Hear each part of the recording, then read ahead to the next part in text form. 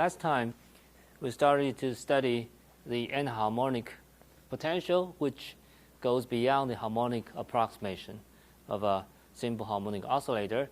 And we mentioned that, the thermal equilibrium and thermal expansion, that kind of physics can be accounted for only if we include such anharmonic term. And the simplest anharmonic term is the third order approximation beyond the second order harmonic potential, which contains the product of the three displacement vector, and we could use the normal mode variables to re-express this H3 and with the matrix element which is diagonalized in this normal mode basis, and this generalized delta function, this so-called crystal delta function.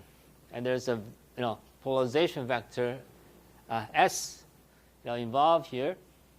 So then we can second quantize this normal mode coordinate YQI in such a way that it carries not only the normal mode variables but also the polarization directions, as we mentioned already, for the second order harmonic approximation. So the third order term is just the generalization of the second order approximation.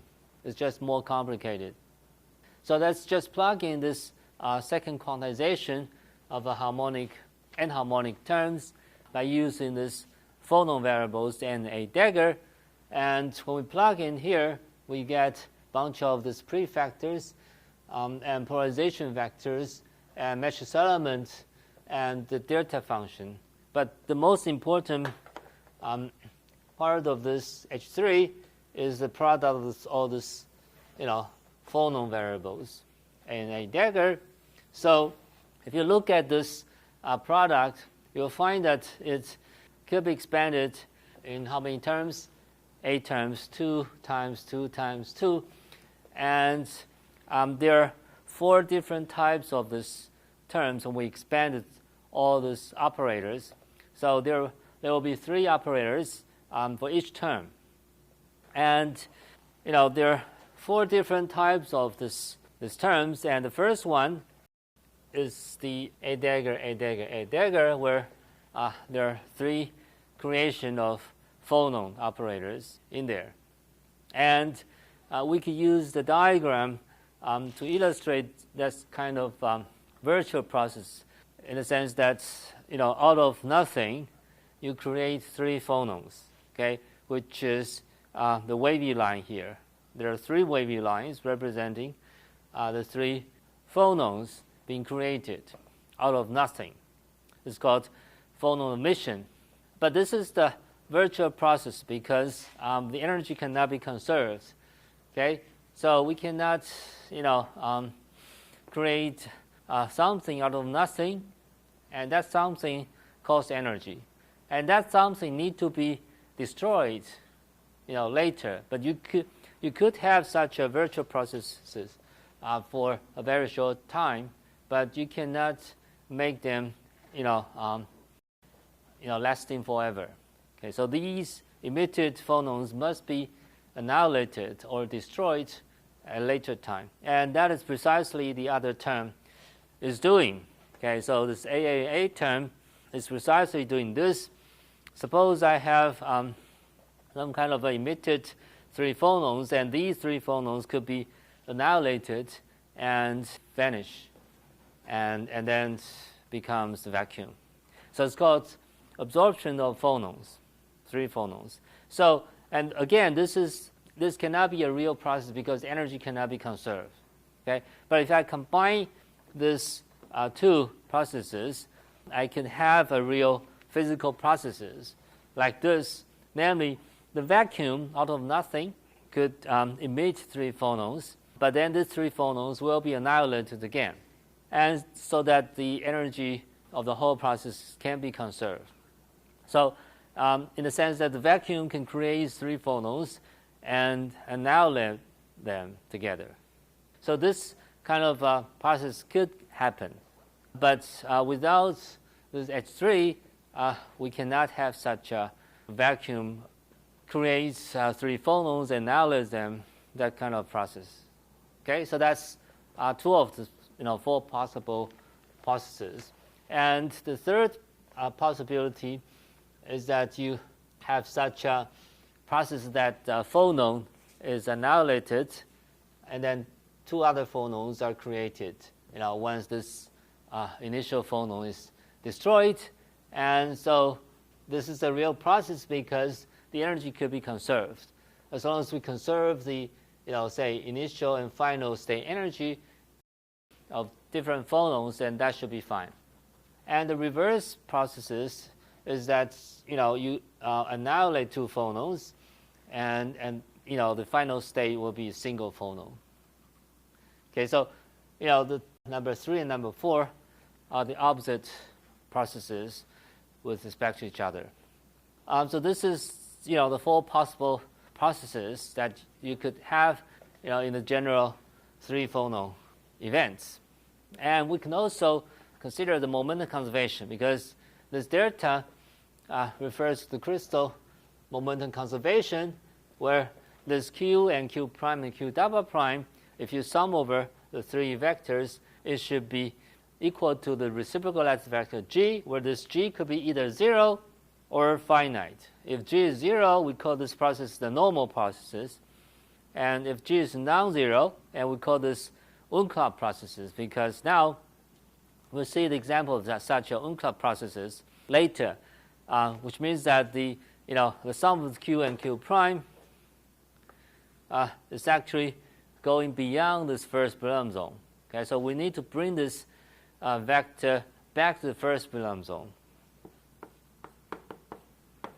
And the way that we bring this vector back to the first Brillouin zone is by shifting all this momentum by a crystal reciprocal lattice vector g. And we'll see in just a moment that this unclop processes of this phonon-phonon interactions is critical, is very important to reach the thermal equilibrium. So let's just take a short break. When we come back, we will try to combine all these 4 different phonon-phonon interactions and to create a realistic processes. When we consider this H3 as a small perturbation, so we could perform the second-order perturbation theory to actually, combine some of these processes to give rise to the realistic physical processes of a phonon-phonon interaction. Okay, so let's take a short break. So let's continue. As I mentioned, we need to do perturbation theory in order to analyze the contributions from this anharmonic term H3. And so we consider H3 as a small perturbation. Okay, and we sandwich this H3 by this non-perturbed eigenstates of many-body phonon states, okay, Ni, and we know immediately that this first-order term will vanish, because when you create 3 phonons or destroy 3 phonons, you change the phonon number odd integer numbers, so that the matrix element vanishes, because the initial and final state of the unperturbed phonon state show the same phonon number. Okay, if you change the phonon number odd number of times, okay, of course one of the states will get say odd number of phonons more, and then this number will not be conserved. Okay, and that's why you get the 0 matrix element between the initial and final state, because the final state phonon number is not the same as the initial phonon number. So therefore, the first order term automatically vanishes. But fortunately, the second order term will give us something which is non-trivial, and this is precisely what I mentioned earlier, that you could out of nothing create 3 phonons, but later these 3 phonons must be destroyed. Okay, so initially we have a fixed number of phonon number, but through this perturbation, second order term. This could lead to an intermediate state where the phonon number is changed to nj, but this is just the intermediate state. This intermediate state must go back to this final state, which is the same as the initial state, and so the phonon number, occupation number state will go from Ni to Nj and back to the Ni. And therefore, the initial and final state carry the same phonon number so that the matrix element will not be 0.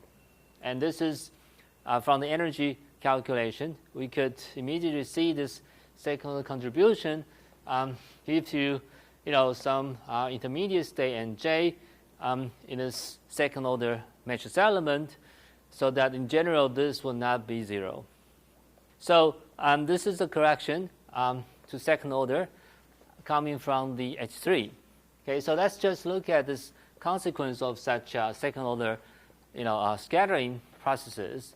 The first one is that I already pointed out earlier that you create 3 phonons out of vacuum, and then these 3 phonons get destroyed again. Okay, so that's checked.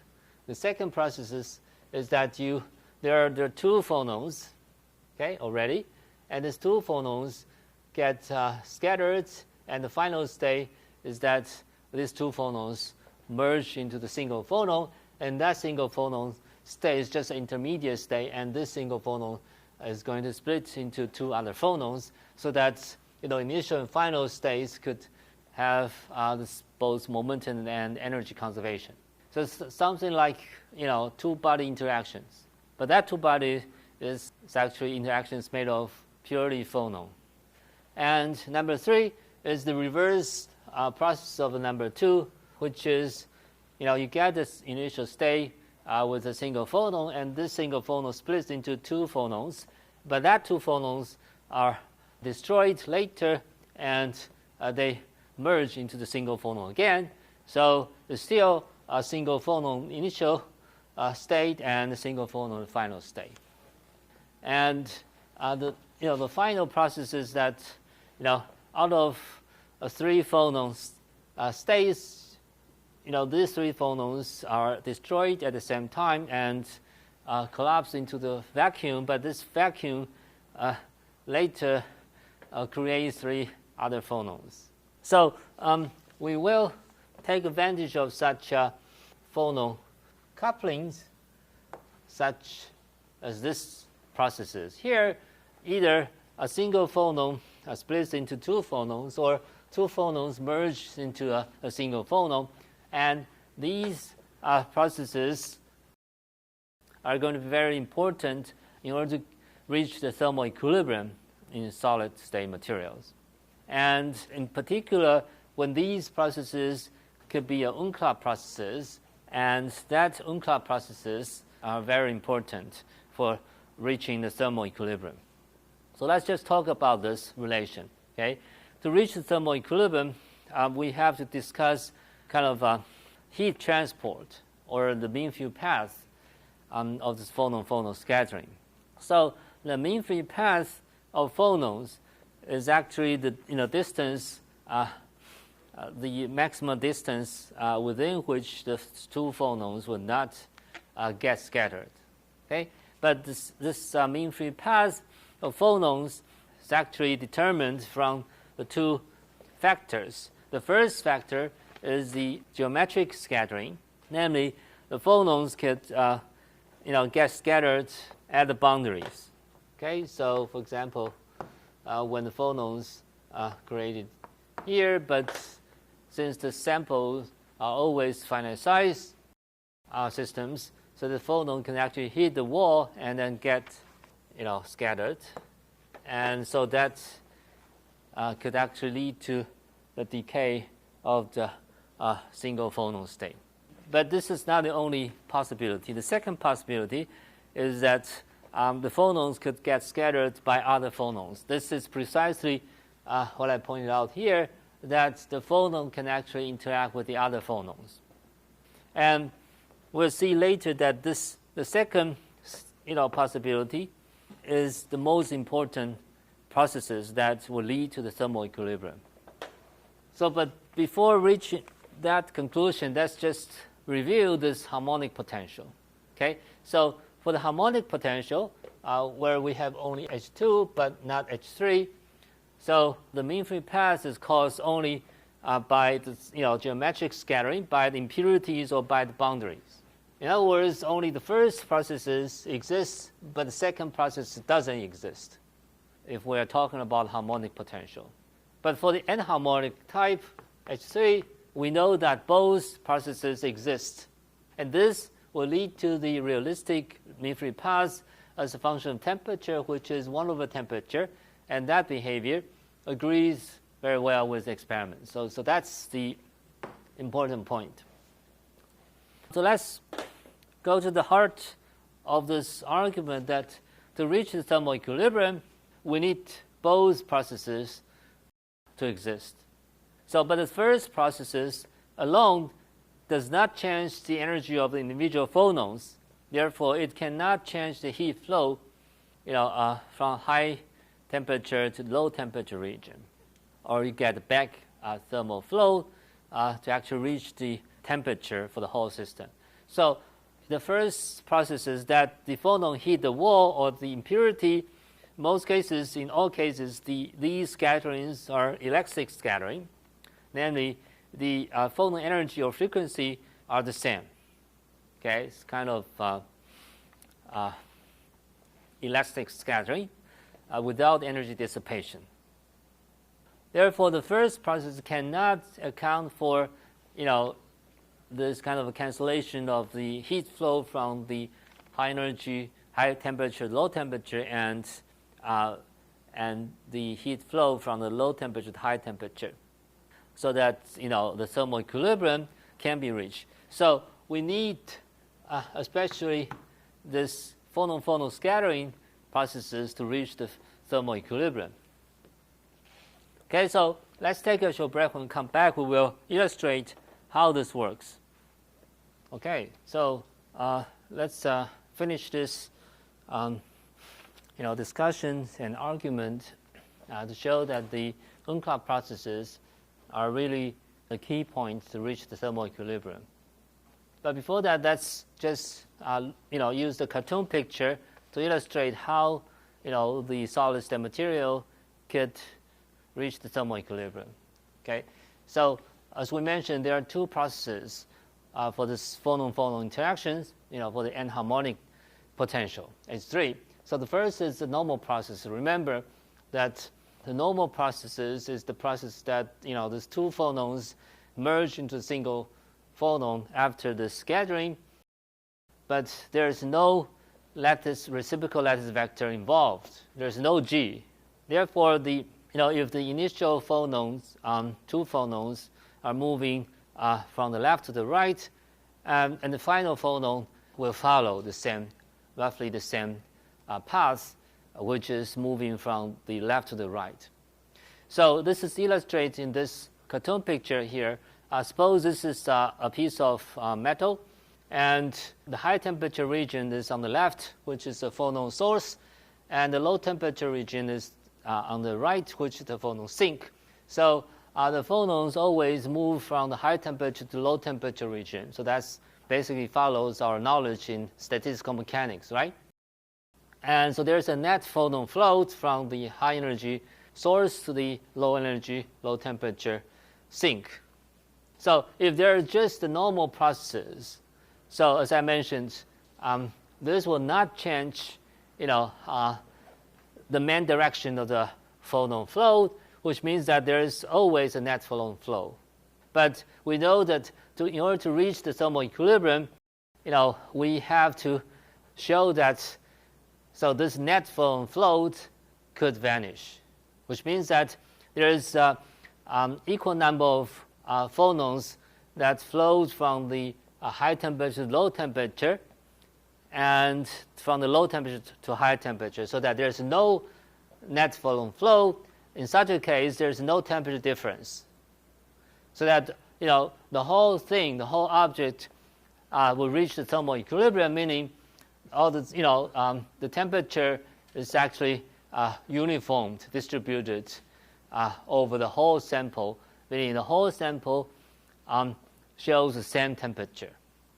So that's the meaning of the thermal equilibrium, meaning there's no temperature gradient. Okay, so temperature is independent of the spatial coordinate, meaning the temperature is the same everywhere. Right? So that's what we call the thermal equilibrium. But in this case, it never can reach the thermal equilibrium because, as I mentioned, if you have only the normal processes of phonon scattering and also the boundary scattering, you won't change the main direction of the phonon flow, which means that there is no reversed phonon flow coming from the phonon sink towards the phonon source. No, there's no such a thing. So if you calculate this flow, the heat current, or the heat flow, which is defined by the number of phonons and k times h bar k, which is the phonon momentum, you sum over all this phonon momentum. And that quantity is always non-zero if you have only the normal processes, which means that this normal process will not change the net flow of the phonons, and the phonons always carry the finite net flow. Right? So that's the thing that, in this case, that the normal process alone cannot help us to reach the thermal equilibrium, simply because we cannot change the direction of phonon flow. So let's look at this Unclub processes I mentioned is a most important process here to reach the thermal equilibrium. The key point is that with the help of this reciprocal lattice vector G, you can actually bring this final set of phonon backwards, okay, relative to the initial direction of phonon flow. Okay, suppose this is the initial direction of phonon from the left to the right, but when you have such a case where K1 and K2, you sum over these vectors, exceeds this reciprocal, this lattice vector, then with the help of the reciprocal lattice vector, you can bring this sum of the two vectors back to the first Blum zone. Okay, but by the conservation of momentum, you'll immediately see that the K3, the direction of K3 is actually moving backwards relative to the initial phonon direction. So that's called the backward scattering. So it is illustrated here. So some, many yellow arrows indicate that the phonons basically move from the hot source to the cold sink, as they did in the normal process. But there are some orange arrows which come from this Unclub scattering, where this momentum direction changed to the opposite direction, right? So that there is some arrows pointing to the left. Okay, so as as time goes by, you get more and more backflows, so that this backflow will generate the backward heat current, which will cancel the original initial heat flow coming from the left to the right, so that there will be another opposite heat current coming from the cold to the hot end. So that when these two heat currents get cancelled exactly, so that there is no net heat current or heat flow in the system, and the system will reach the thermal equilibrium, which means that there is no temperature gradient. dt dx becomes zero after the exact cancellations between these two heat flows. So that is exactly what happens in the solid. We have an Unclub scattering term which dominates in the high temperature regime. Okay, so coming back to the thermal conductivity, to illustrate this kind of thermal equilibrium, we can define the thermal conductivity from the heat flow, which is the time change of the time rate of the energy, dE by dt, per unit area, 1 over A. And this is defined as the thermal conductivity kappa times the temperature gradient dt dx with a minus sign. And you could use the knowledge in the chemistry or general physics to show that this kappa depends on this quantity there, which is the number density of a particle and average velocity square and heat capacity per unit, say, per particle, and the mean-free time, which is the time duration before the phonon gets scattered, n times temperature gradient. So this is called kappa. And in a classical system where we don't take into account quantum mechanics, there we know very well from general physics that this is given by 1/3 of capital C, which is the heat capacity of the whole system, which is defined as little c times this little n here. And the mean free path is given by the mean free time times the velocity, okay, say along the x direction. And so this kappa classical becomes 1/3 of capital C times the velocity and the mean free path. So let's just look at this, more or less this formula here applied to the quantum system. In the low temperature region, as I mentioned, the boundary scattering dominates, okay, and so that this mean free path is actually the constant, and we know that the phonon will contribute to the heat capacity in the form of a T cube fashion, and velocity is actually a constant in low temperature limit, and the mean free path is also constant, which depends on the size of your system. So altogether, this kappa is proportional to T to the cube power. So that's the low temperature behavior. So by the high temperature limit, as I mentioned, the Unclop processes dominate, so that we mentioned already that capital C in a classical high temperature limit is 3 kb times n, which is a constant. And this mean free path is actually 1/temperature, and that is because the scattering rate 1/tau is actually proportional to the number of phonons. Remember that, okay? And in the high temperature region, the number of phonons is proportional to temperature. So that's the mean free path is 1/t. And the velocity, the average velocity of this particle or phonon is actually in the high temperature region is temperature to some power, alpha, where alpha is between 0 and 1. So altogether, you could just do the power counting for this kappa in the higher temperature regime, which is 1/t to some power x, and x is somewhere between 0 and 1.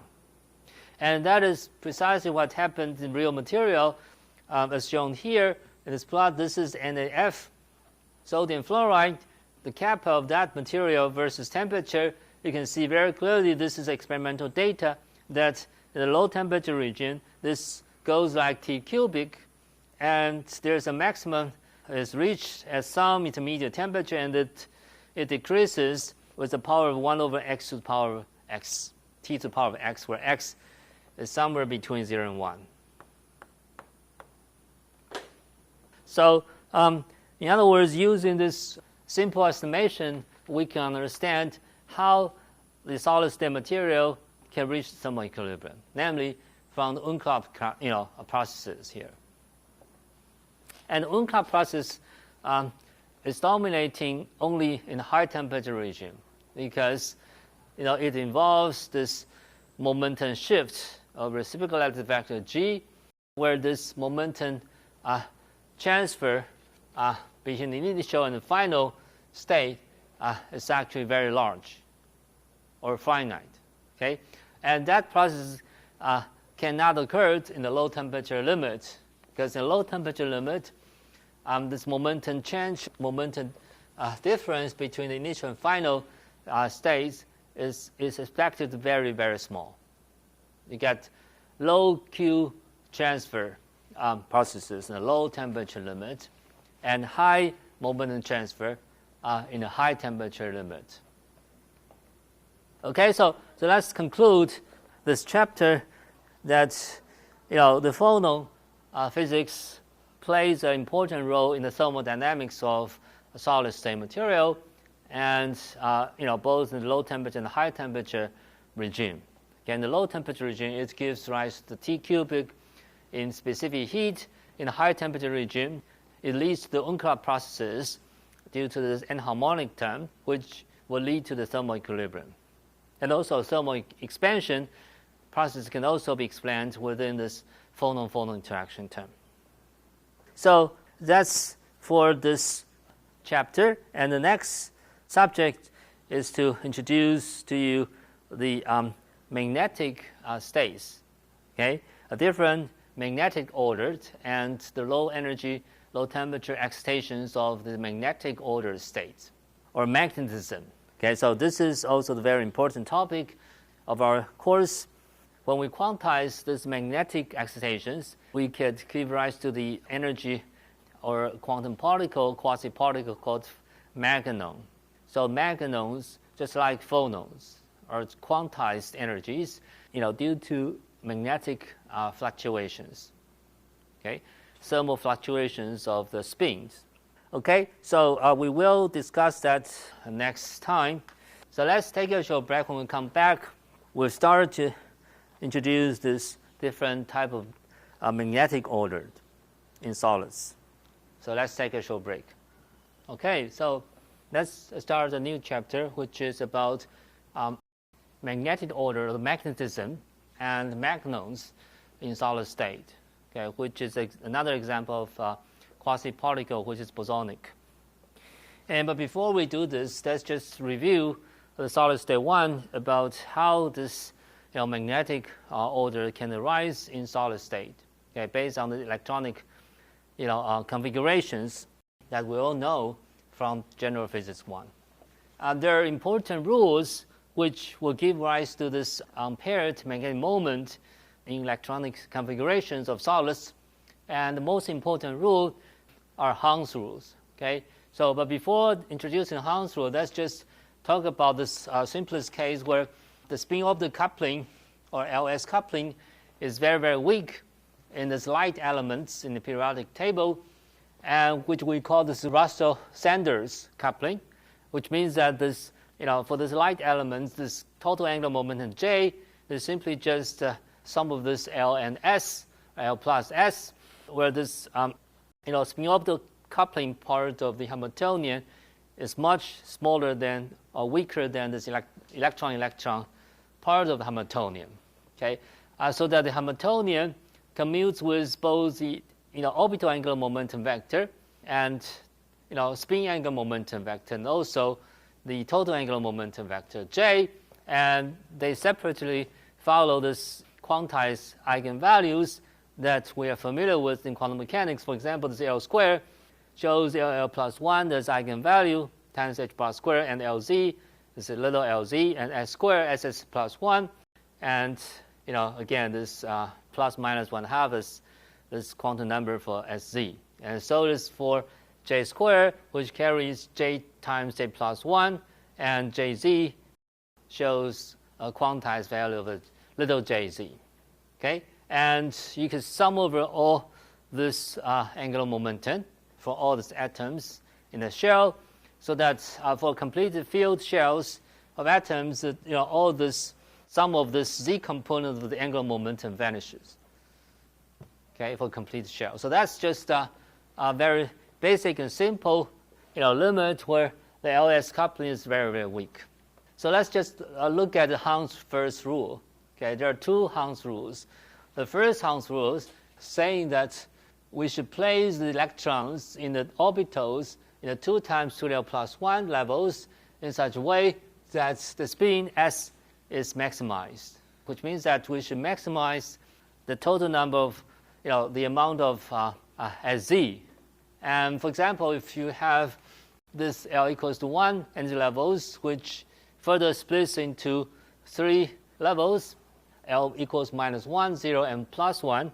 So what you should do is to, if you have 3 electrons, and you should simply just put 1 electron per level, every level, so that you maximize, Sz. So this, in this case, Sz maximize is 3/2, right? So that's Hahne's first rule. So we all know that. What about the Hahne's second rule? Well, the Hahne's second rule is about the orbital angular momentum. The total orbital angular momentum, L, of the lowest lying states has the largest value that is consistent with the Hahne's first rule and the Pauli principle. So in a cartoon picture, this just means that we need to maximize, again, the sum of this, LZ for all orbital angular momentum states. So that L total is a maximized value. For example, for this L equals to 2 states, there are 3 orbital angular momentum levels, L equals 0 and 1 and 2, and the L equals 2 and 1 could further get splitted into, say, for L equal to 1, you get 3 states, splitted states. For L equal to 2, you get 5 states, right? So that's 2 times, that's 2L plus 1 level. But for each level, we could place 2 electrons with opposite spins based on the Pauli principle.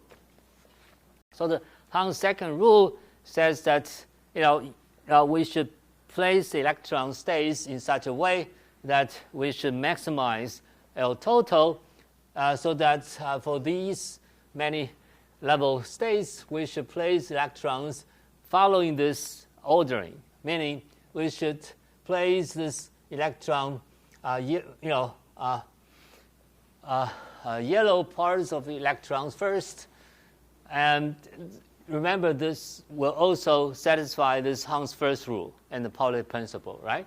So we should maximize the spins, and also for the second rule, we should also maximize, L total orbital angular momentum, so that we should, first fill out this yellow 5 electron states, and then the second step we should place the red 5 electron states, and the third step is the orange one for this L equals to 1 state, and then followed by the 4th steps, which will fill up the blue 3 electron states, and then finally we reach this button states, 2 states for L equals 0, so that when you fill up all the electron states, all the 3 total angular momentum vanish.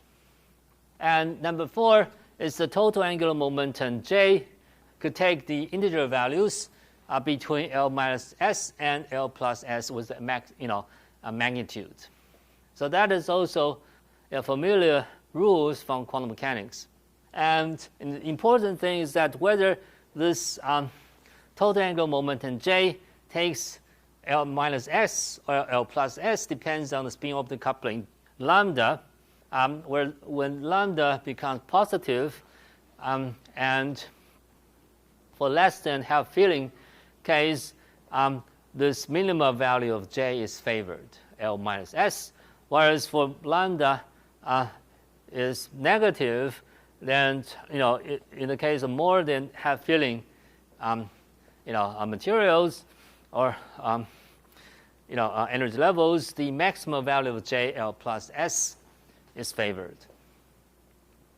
Okay, so based on these 4 rules, we are able to fill up all the electronic configurations of all the solid state materials. Okay, so that some of these materials show the partially filled electrons like this, which satisfy this Hahne's rules, so that for those kind of materials with partially filled or unpaired electron states, then we have a magnetic moment. And such a magnetic moment is the basis to form magnetic ordered states, such as the ferromagnetic states or antiferromagnetic states. Okay, so we will talk about all different 4 kinds of different magnetic orders, ranging from diamagnetic properties, which applies to all the materials, and paramagnetic materials at high temperatures, and Pauli paramagnet for metals, and ferromagnetic materials, such as iron and so on, and anti-ferromagnetic materials. Okay, so let's call it a day today, and we continue next time for the introduction of the magnetic ordered states in solid systems. Okay, so I'll see you on Wednesday.